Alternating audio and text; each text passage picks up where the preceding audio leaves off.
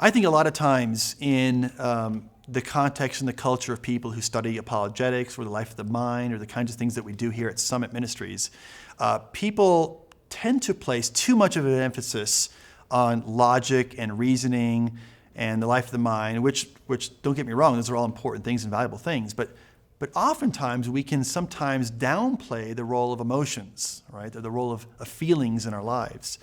And of course, this is a mistake for a number of reasons. Number one, of course, God, who is a personal being, has made us in his image, right? And so God, being a personal being, also has not just logic and rational thinking, but he also has emotions. He has will. He has feelings and thoughts and stuff. So we are created in his image, and so therefore those characteristics of God would also carry over in us as well, because we are also personal beings in that sense.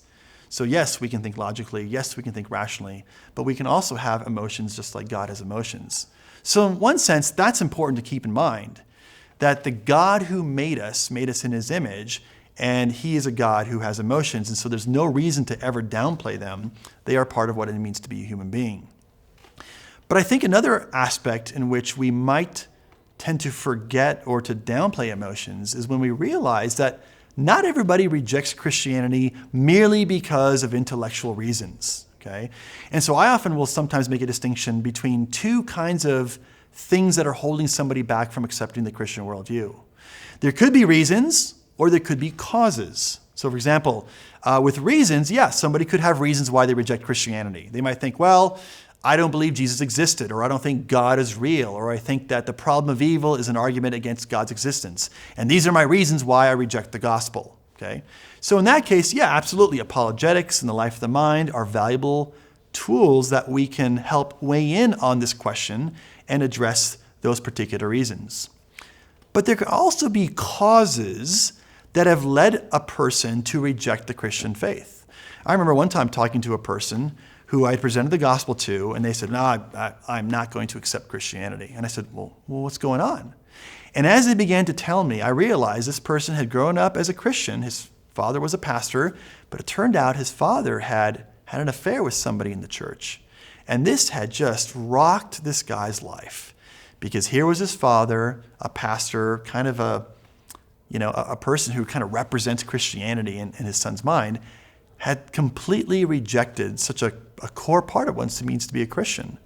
And because of that, that had really hurt him and wounded him internally. And this had caused him to reject Christianity. And so giving this person then an argument for Christianity or the truth of God's existence isn't going to really be to much avail, because it wasn't a reason that was holding him back, but a cause. There has been an emotional a feeling, an emotional wound that had driven him away and caused him to reject the Christian faith. And so this is where realizing, man, there's more to helping people overcome their concerns with Christianity than just looking at arguments and reasons. We have to sometimes look at causes. And these oftentimes are very emotionally based. And so this is why I say, man, if you want to be an effective ambassador for Christ, if you want to learn to be able to present the gospel and learn to address anything that's holding somebody back from accepting the gospel, yeah, we've got to be concerned about apologetics, but we also have to be concerned about their emotional states, their feelings, and what else is going on inside their soul.